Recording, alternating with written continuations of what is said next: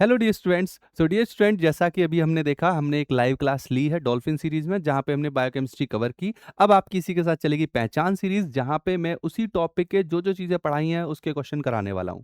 तो we are going to start with biochemistry questions. Topic wise question रहेंगे और topic definitely वही रहेगा जो मैंने अभी लाइव में पढ़ाया है। तो आप लोग अभी पढ़ के आए हो तुरंत। ये मुश्किल से ज़्यादा बड़ी नहीं वीडियो रखेंगे हम, 15 से मैक्सिमम 20 मिनट की ये वीडियो रहेगी, मगर इसमें हम जो टॉपिक पढ़े हैं उन्हीं के क्वेश्चन करेंगे। तो सिंपल सा है, हमने अमीनो एसिड और कुछ जेनेटिक कोडॉन पे बात की थी। मैंने बोला था कि जितने भी कोडॉन हैं, राइट, जितने भी स्टैंडर्ड कोडॉन है वो स्टैंडर्ड अमीनो एसिड को बनाते हैं। उसी रेस्पेक्ट में हमारा ये डिस्कशन चलने वाला है। तो पहला क्वेश्चन आपकी स्क्रीन पर जो हमने पढ़ा उसी से क्वेश्चन है, how many amino acid are commonly consider the standard amino acid use for protein synthesis. Protein synthesis में जो अमीनो एसिड यूज होते हैं वो कितने होते हैं? सिंपल, स्टैंडर्ड अमीनो एसिड कितने होते हैं? तो ऑप्शन है आपके पास 18, 22, 20 और 24। आप कंफ्यूज होंगे इस 20 और 22 में, क्योंकि आप ये भी याद रखते हो कि भाई दो अमीनो एसिड है जो स्टॉप कोडॉन से कोड होते हैं। स्टॉप कोडॉन से कोड होते हैं कौन कौन से? सेलेनोसिस्टीन, पायरोलाइसिन। मगर मैंने, याद करो, क्लास में बताया है वो अमीनो एसिड जो किससे कोड हो रहे हैं, amino acid coded by standard codon.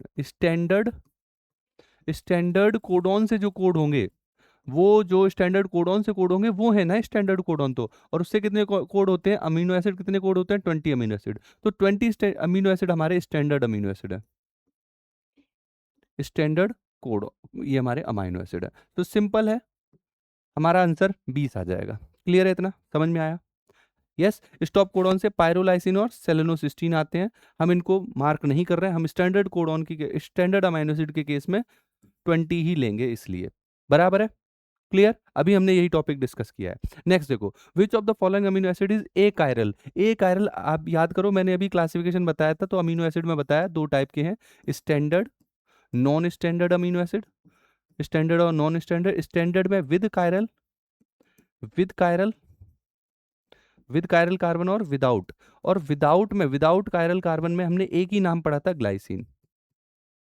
और इसको हम और क्या बोल रहे हैं? ए कायरल। पूछ यही रहा है, तो मैंने अभी पढ़ा है, इसीलिए आप तुरंत लिंक कर पाओगे। विच अमीनो एसिड और is a chiral because it lack a symmetric alpha carbon. So definitely glycine is the answer. यहाँ पर answer C, not B, C answer है। सही है। नेक्स्ट देखो, which statement best explain why different amino acid have different chemical property. इनमें से कौन सा है कि बता रहा है कि, देखो फॉर एग्जांपल, आपने अमीनो एसिड का स्ट्रक्चर देखा, amino group C alpha, carboxyl group, सोचने वाली बात है, हाइड्रोजन, और यहाँ पर है साइड चेन। ठीक है, और सबको पता है कि साइड चेन वेरिएबल होती है, साइड चेन बदलती रहती है। इसीलिए ऐसा कौन सा फैक्टर है जो डिफरेंट डिफरेंट अमीनो एसिड की प्रॉपर्टी को डिसाइड करेगा? क्वेश्चन दोबारा से देखो, which statement best explain why different amino acid have different properties. So that's very simple, अगर अलग अलग है बिकॉज ऑफ साइड चेन। ये क्वेश्चन स्पेशली सीयूटी वाले बच्चों के लिए है। सीएसआर वाले देख रहे हैं, बढ़िया बात है, बेसिक कॉन्सेप्ट क्लियर हो जाएंगे। तो they have different amino group, नहीं। They have different carboxyl group, नहीं। They have different R group. तो आंसर यहाँ पर सी आएगा। बढ़िया। They have different peptide bond, नहीं। नेक्स्ट देखिए, the average molecular mass of an amino acid residue in a typical protein is approximately. ये मैंने नहीं बताया, यहाँ पर बता रहा हूँ, ध्यान से देखो। एक अमीनो एसिड की अगर मैं बात करूँ, तो अमीनो एसिड अगर फ्री फॉर्म में है, फ्री फॉर्म मतलब चेन नहीं बना रहा है, तो इस समय इसका मॉलिक्यूलर वेट कितना होता है? 128 डाल्टन। याद रखेंगे इसको। फ्री फॉर्म में अमीनो एसिड का हम क्या लेते हैं?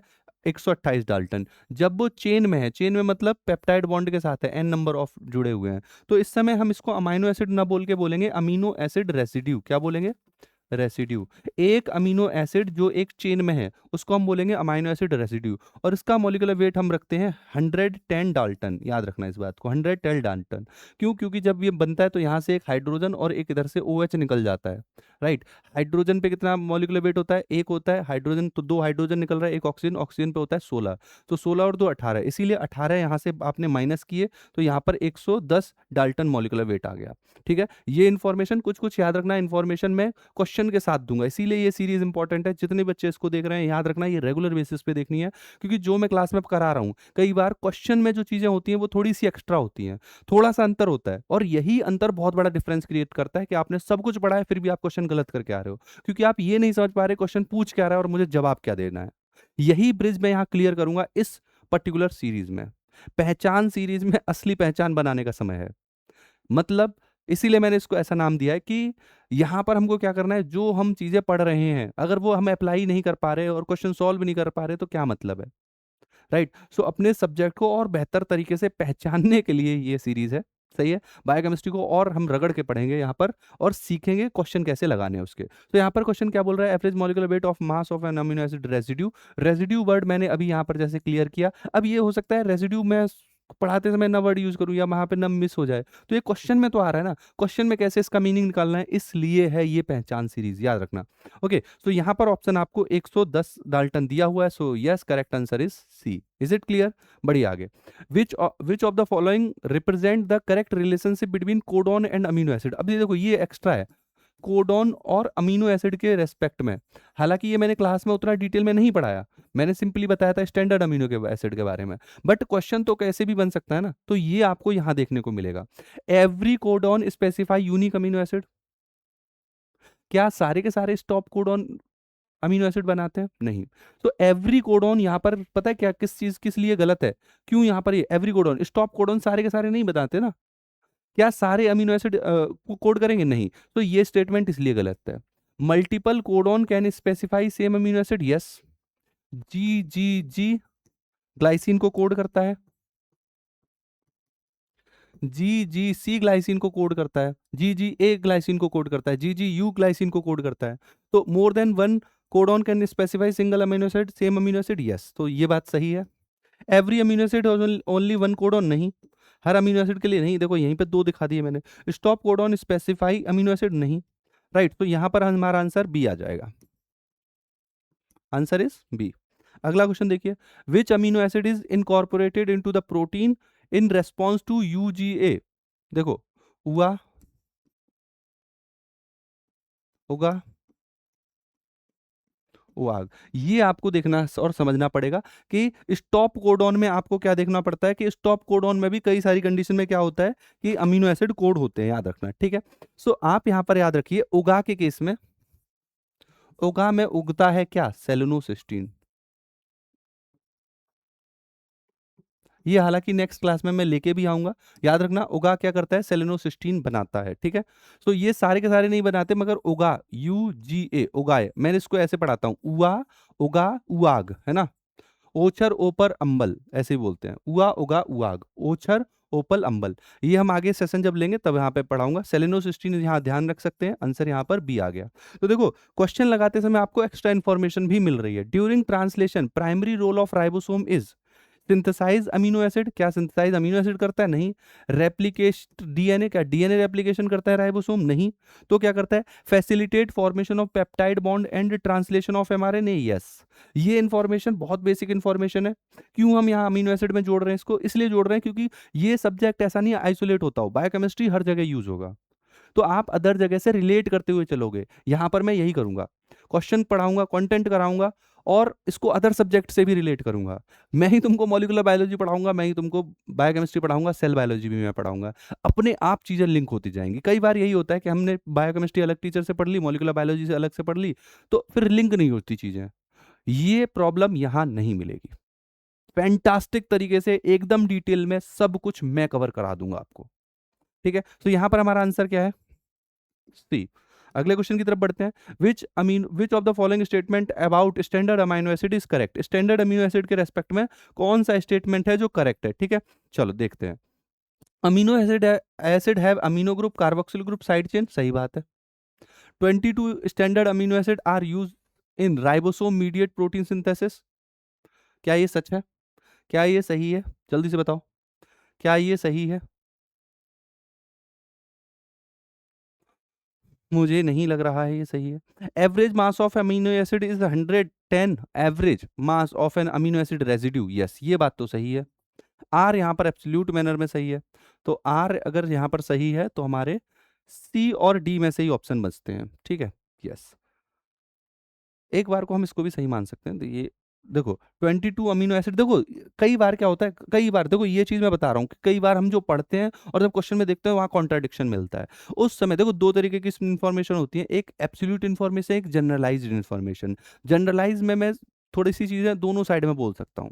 जैसे इस क्वेश्चन के अकॉर्डिंग देखो, मुझे समझ में आ रहा है कि पी स्टेटमेंट सही है। अगर मेरा पी सही है तो ये होगा या ये होगा? Very simple. पी मुझे पता है सही है। Average mass of an amino acid residue 110, ये एब्सोल्यूट इन्फॉर्मेशन है, ये सही होगा ही होगा। तो आर सही होगा ही होगा। अब समझो किधर जा रही है कहानी। अब तुम सोचोगे सर क्यू तो मैंने पढ़ा है, गलत है। 22 स्टैंडर्ड अमीनो एसिड, अभी तो बोल रहे थे 20 होते हैं। तो यही है जनरलाइज इन्फॉर्मेशन। कई जगह आपको 22 अमीनो एसिड स्टैंडर्ड देखने को मिलेंगे, कई लिखा हुआ मिलेगा, कई कई जगह 20 मिलेगा। तो ये आपको क्वेश्चन के अकॉर्डिंग समझना भी पड़ेगा कि क्वेश्चन पूछ क्या रहा है। दोनों ही इंफॉर्मेशन एक बार को जनरलाइज मैनर में सही ही है। कई आधे साइंटिस्ट मानते हैं 22, आधे मानते हैं 20। क्वेश्चन किस तरीके से फ्रेम हो रहा है ये आपको समझना पड़ेगा। यही बच्चे मिस करते हैं। कई बार यही प्रॉब्लम होती है कि अच्छी जगह के जो बच्चे होते हैं, मतलब जिन्होंने अच्छे से पढ़ाई हुई कही हुई है, अच्छी यूनिवर्सिटी से हैं, जेएनयू वगैरह से हैं, तो वो एक बार में एग्जाम निकाल लेते हैं क्योंकि उनको लैंग्वेज पता है, उनको पता है कि क्वेश्चन किस तरीके से पूछ रहा है। ये ब्रिज वहाँ पे थोड़ा प्रॉब्लम क्रिएट करता है। जब हमने मान लो साइड कॉलेज से तैयारी की, या हमने साइड कॉलेज से ग्रेजुएशन किया, वहाँ पे उतने अच्छे से पढ़ाई नहीं गया, स्टैंडर्ड बुक पढ़ाई नहीं, लैंग्वेज समझ में इसीलिए पल्ले पड़ नहीं रही है, तो क्वेश्चन वहाँ पे एक बहुत बड़ा ब्रिज रह जाता है कि कंटेंट पढ़ लिया, क्वेश्चन फिर भी नहीं सॉल्व हो रहे। ये यहाँ पर क्लियर होगा, यही चीज मैं समझा रहा हूँ कि ये जैसे जनरलाइज इन्फॉर्मेशन पे है। Universal genetic codon specify only standard amino acid, yes. Genetic codon standard amino acid को बना रहा है, तो मेरे अकॉर्डिंग यहाँ पर डी आंसर आना चाहिए। Got the point? आगे देखिए, which of the following statement about genetic codon of an amino acid residue amino acid is correct? A codon is nucleotide triplet present on mRNA. ये nucleotide triplet है जो mRNA में present है, yes, codon यही है। Each codon always specify different amino acid, not mandatory. Each codon always specify, हर नहीं, stop codon यहाँ पर प्रॉब्लम क्रिएट करेंगे। Some amino acid are specify by more than one codon, ये सही है। Stop codon specify standard amino acid, गलत है। तो यहाँ पर पी एंड आर सही है, आंसर 1 आ जाएगा। लास्ट पार्ट पे चलते हैं। Last question, regarding amino acid residue in protein which statement are correct? कौन सा स्टेटमेंट यहाँ पर करेक्ट है? ठीक है, तो देखो, average molecular mass of an amino acid residue in protein is 110, सही बात है। रेसिड्यू ध्यान से देखना, फ्री अगर लिखा हो तो गड़बड़ हो जाएगा, फ्री लिखा हो तो गड़बड़ हो जाएगा, मगर रेसिड्यू पे ध्यान देना है। Formation of peptide bond involve removal of water, सही बात है। The mass of amino acid residue is exactly equal to the mass of free amino acid, गलत बात है। तो एक का 110 है रेसिड्यू में, this is not equal to 128 जो कि फ्री फॉर्म में होता है, तो ये स्टेटमेंट आर वाला गलत है। Peptide bond link amino acid residue in polypeptide, yes, तो पी आर एस सही है। यहाँ पर हमारा आंसर डी हो जाएगा। सही है, यहाँ पर आंसर भी मेंशन किए गए हैं। और इसी के साथ हम इस सेशन को कर देते हैं एंड। ओके, यहाँ पर मैंने सारी चीज़ें आपको समझा दी हैं। और एक बार ये सारे हमारे सोशल मीडिया प्लेटफॉर्म है, ये जो मैंने भी पढ़ा है ये तुमको टेलीग्राम पे मिल जाएगा, परम सर बायोलॉजी के नाम से टेलीग्राम है। क्यूआर को स्कैन करो, सीधे चले जाओ उस पर टेलीग्राम पे, वहाँ जाके इसको ज्वाइन कर लो। सेम आप व्हाट्सएप को भी हमारे को ज्वाइन कर सकते हैं।